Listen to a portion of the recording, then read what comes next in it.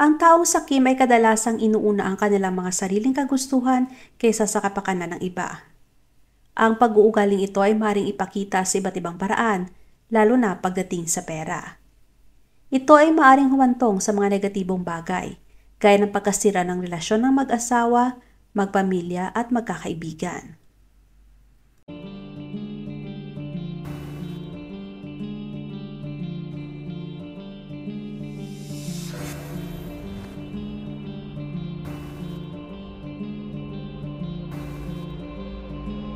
Si James Edward Conley ay pinanganak noong February 22, 1950 sa Montgomery County sa Ohio. Siya ay anak ni Ruth Slack at John Conley. Si James ay may 4 na kapatid na babae at 3 kapatid na mga lalaki. Ang kanyang lolo na si Fred Conley ay ang matagumpay na nagtatag ng kumpanya na tinawag niyang Monarch Market Systems. Siya ay nakaimbento din ng isang price marking machines. Sa halip na maging parte ng negosyo ng pamilya, mas pinili ni James na gumawa ng sarili niyang pangalan. Siya ay naging chiropractor. Napili niya ang North Georgia bilang perpektong lugar para itayo ang negosyo. Mula umpisa ay nagtrabaho ng gusto si James para maitayo niya ang holistic medicine na kumpanya. Sa pakikipagsapalaran na ito, siya ay tinulungan ni Bonnie White. Ayon kay Bonnie, si James ay napakasipag at sobrang mahal niya ang kanyang ginagawa. Kaya nakuha din niya ang loyalty ng kanyang mga kliyente. At dahil kada taon ay mas lalong lumalaki ang negosyo ni James, alam niya na kailangan niya ng mas marami pang empleyado. Sa panahong yon ay nag-apply ang 21-year-old na babae at siya ay napili bilang maging isang receptionist. Ang kanyang pangalan ay si Teresa Lynn Boggs at original na nagmula sa Harlem, Kentucky. Si Teresa ay lumaki sa konserbatibong pamilya. 20 years ang age gap sa pagitan ni James at Teresa, pero hindi yun nagpatigil sa kanila na mag-umpisang mag-date at ma-inlove sa isa't isa noong 1994. Taong 1996, ipinanganak ni Teresa ang unang nilang anak na lalaki na pinangalanan niyang Caleb. Sobrang masaya si James sa mga oras na yon. Ipinakita niya ang nag-uumapaw na pagmamahal niya sa kanyang anak.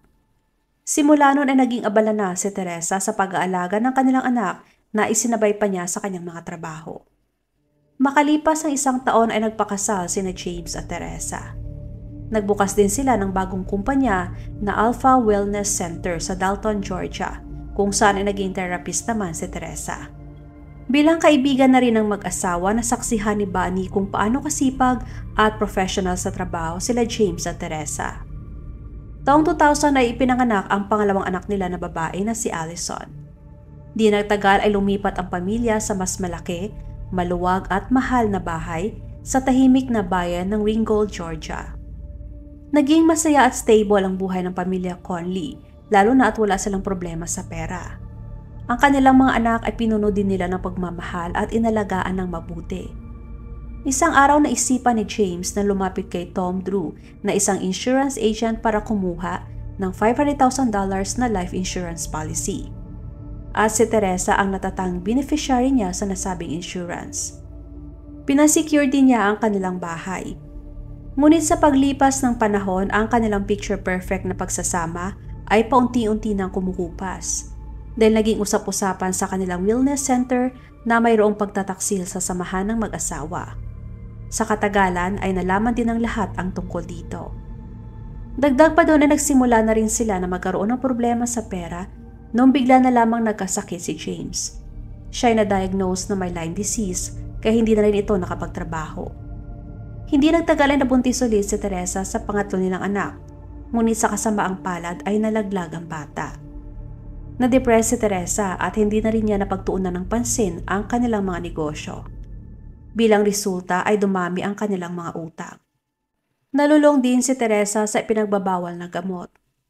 Ayon sa mga nagtatrabaho sa kanila, nalulong sa marijuana at methamphetamine si Teresa. Sa mga oras na yon ay nadiskubre din ni Bonnie na nilulustay ni Teresa ang pera mula sa kanilang mga negosyo. Sa loob ng 1 buwan ay nagawa niyang makapag-issue ng 16 checks. Noong kinuprunta siya ni James sa harap ni Bonnie ay tumanggi si Teresa at sinabi na ang mga checking yon ay na-cancel na. Pero bilang accountant ng kumpanya, sinabi ni Bonnie kay James na ang mga kinansilang cheque ay hindi na clear sa bangko, kaya nag-appear pa rin ito sa kanilang bank statement. Dahil sa mga ebidensyang pinakita ay wala nang nagawa pa si Teresa. Dahil galit siya kay James kaya nagumpisa na si Teresa na lagyan ng lithium ang kape ng mister. Sa katagalan, ang lithium ay nakakasira ng kidney at thyroid glands ng tao. Bagaman hindi ito ganap na malinaw, sa investigasyon ay lumalabas na ang mag-asawa ay pinag-uusapan na ang posibilidad ng divorce. Kalagitnaan ng 2007, mas lumala ang kondisyon ng pamilya Conley. Hinugot ang kanilang sasakyan at nagkaroon pa ng depression si James. Ang pinakamalaking problema na kinaharap ng mag-asawa ay nung nakatanggap sila ng eviction notice dahil sa hindi pagbayad ng kanilang mortgage. Kaya nakaisip ng paraan si Teresa. Nag-isip siya ng plano, isang plano na ikakasama ni James. Nagpanggap si Teresa bilang si James at sumulat siya sa insurance agent ni James na si Tom. At nagsasabing may balak siya na tapusin na lang ang kanyang buhay. June 29, 2007, handa na si Teresa na isagawa ang maitim niyang plano at handa na siyang mawala si James. Habang sila ay kumakain ng kanilang umagahan, dingid sa kaalaman ni James na nilagyan pala ni Teresa ng gamot ang kanyang kape. Kinausap din niya ang isang kaibigan na lalaki na nagngangalang Robin para sunduin siya at ang kanilang mga anak sa kanilang bahay. Noong umepekto ng gamot kay James, agad niya pinasakay sa sasakyan ang kanilang mga anak. Kasunod noon ay bumalik muna si Teresa sa loob ng kanilang bahay para kunin ang mga bagay na may halaga at mga litrato ng kanilang mga anak. At nagumpisa na siyang sunugin ang kanilang kusina at isang kwarto. Pagkatapos ay dali-dali siyang sumakay sa sasakyan ni Robin. Nung nakapasok na siya sa sasakyan ay napansin ni Caleb na parang may usok na lumalabas sa kanilang bahay. Agad niyang inalerto si Teresa ngunit sinagot lamang siya na huwag mag-alala dahil sa mga papel lamang ang nasusunog. Hindi nagtagal si Gary Carlock na may-ari ng isang grocery store ay nakita na may lumalabas na usok mula sa bahay habang siya nagmamaneo papunta sa kanyang tindahan. Agad siyang tumawag ng bombero at mga pulis. Bandang 9:43 dumating ang mga bombero. Napagtanto nila na imposibleng mapatay nilang apoy mula sa labas ng bahay. Kaya nagdesisyon sila na umikot sa likod ng bahay kung saan ay nandoon ang mga kwarto. Habang tinitingnan nila ang nasusunog na kwarto ay napansin nila na may tao pala sa loob at walang duda na si James yon. Si James ay nasa 57 years old pa lang noong nangyaring sunog. Dahil sa halos nasunog ang kabuuan ng bahay, wala nang nakitang DNA ang mga pulis. Kaya ay dineklara nilang aksidente ang nangyari. Sa oras na yun ay sinubukan na tumawag ng Georgia Police kay Teresa para ibalita sa kanya ang nangyari kay James. On the way daw si Teresa papuntang bayan para bisitahin sana ang kanyang mga magulang. Pagkatapos niya makausap ang mga pulis, kaagad na tinawagan ni Teresa ang insurance agent. Sobrang nasaktan ang kanilang mga anak sa pagkawala ni James. Mahal na mahal nila ang kanilang ama at kahit na may mga problema na pinagdadaanan ang kanilang pamilya, hindi kinalimutan ni James na iparamdam sa kanyang mga anak ang kanyang pagmamahal at ipinakita kung gaano sila kaimportante sa kanyang buhay. Mahabang investigasyon na ang inilunsad ng County Sheriff's Office at pati na rin ng Fire Marshal's Office. Ngunit dahil wala silang makitang mga leads kaya bumagal ang investigasyon. Kinagabihan matapos ng insidente, bumalik si Teresa at sinabi sa mga pulis na umalis na lang bahay papuntang Tennessee bandang 8:15 ng umaga at dumaan muna sa isang restaurant para kumain ng breakfast. In-interview din si Robin at sinabi niya na umalis sila ng bahay bandang 8:45 na kakaiba sa sinabi ni Teresa. Nagpatuloy ang mga investigador sa pagsuri sa bahay at nagdala pa sila ng trained dog. Nakaamoy ang aso na accelerator sa badang kusina kung saan nagsimula ang apoy. Kaya malinaw na sinadya ang pagsunog ng bahay at hindi aksidente na nasunog. July 5, 2007, in-interview ng mga pulis si Teresa. Sa panahon ng interview, sinabi niya kung gaano kasakit ang mamatayan ng asawa, lalo na sobrang mahal niya ito at nakasama niya ng matagal. Ikinuwento din niya na kaya sila nagkakaproblema sa pera dahil sa sakit ni James. Ikinuwento at pinapalabas din niya na hindi man naging perpekto ang kanilang pagsasama, pero masaya at stable naman ang kanilang relasyon. Ang mga kaibigan at kakilala naman ni James ay kinumpirma na nung lumala ang kalusugan ni James ay huminto na ito sa pagtatrabaho at ang kanilang negosyo ay apektado din. Saad pa nila na pakiramdam ni James hindi na niya kaya pang masuportahan at maalagaan ang kanyang pamilya. Lumapit din sa mga pulis si Tom at sinabi na nakatanggap siya ng sulat mula kay James kung saan ay inamin niya ang intensyon na magpakamatay. Pero hindi naniniwala ang mga investigador na yun ang paraan na pipiliin ni James para tapusin ang kanyang buhay. At hindi yun pangkaraniwan na gagawin ng mga taong gustong magpakamatay. Sa pamamagitan ng forensic analysis na tukoy ang sanhi ng pagkamatay ni James, yun ay ang paglanghap ng napakaraming usok. Sa toxicology reports naman ay nagpapakita na si James ay pinakalma at pinaantok ng antidepressants na gamot. Ang mga paa ni James ay nagpapakita din na sinubukan pa niyang patayin ng apoy.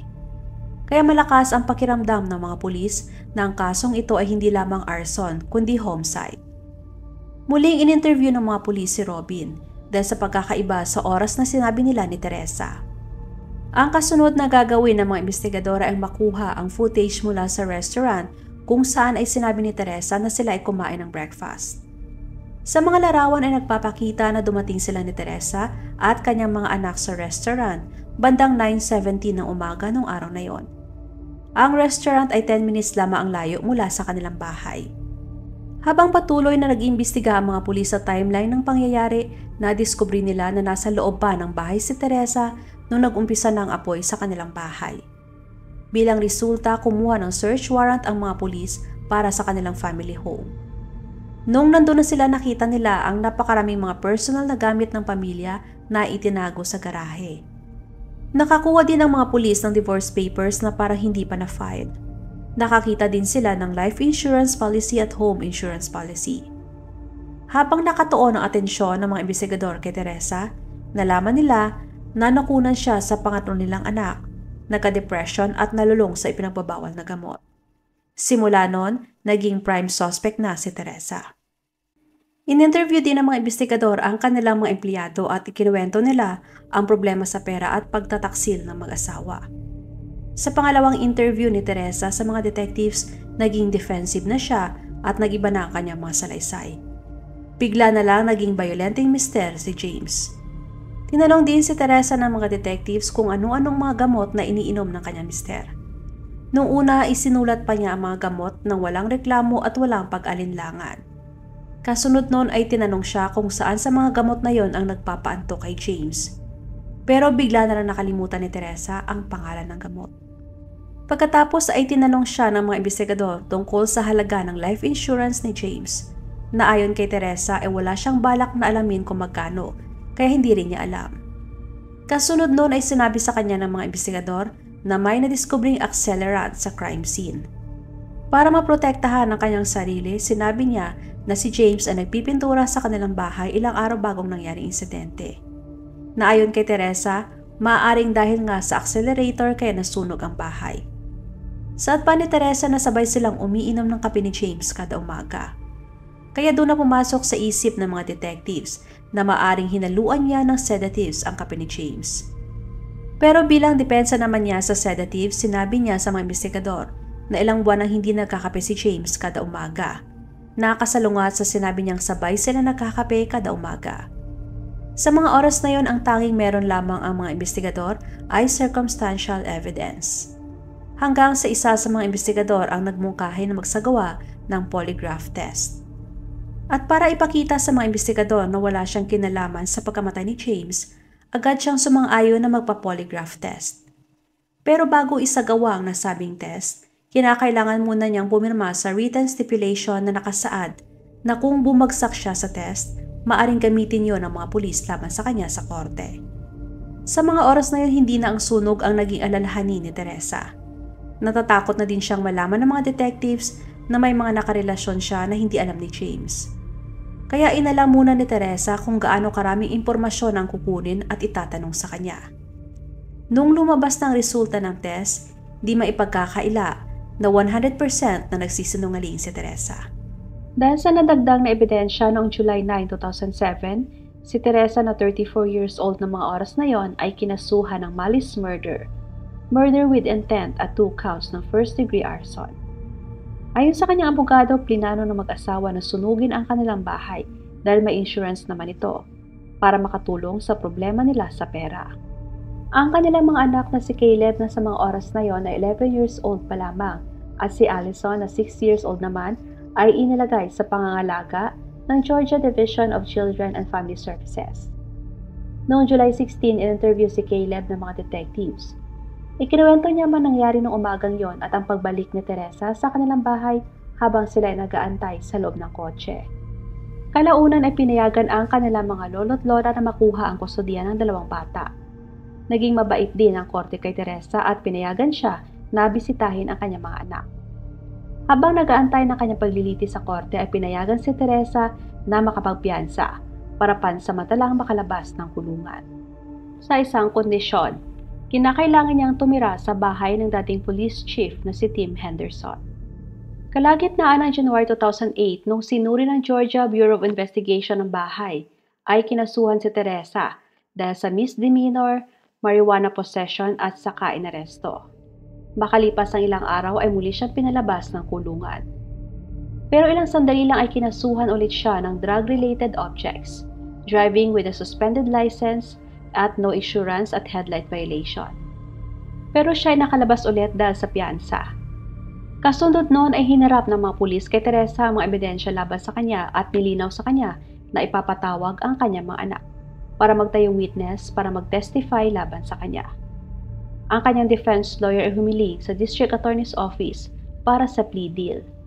Dahil ayaw ni Teresa na dumaan sa napaka-traumatic na karanasan ng kanyang mga anak, tinanggap ni Teresa ang deal 2 araw bago mag-umpisa ang paglilitis.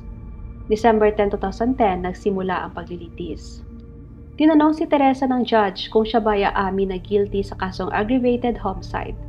Walang pag-alinlangan na sumagot si Teresa ng yes. Paliwanag ni Teresa na plinano nilang dalawa ni James na sunugin ang bahay para makakuha ng pera sa insurance company.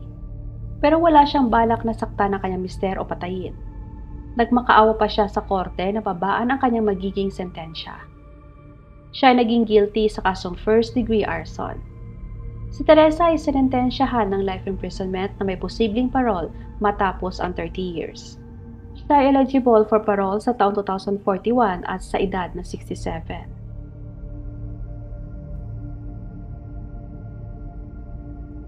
Huwag magatubiling ibahagi inyong mga saloobin at komento.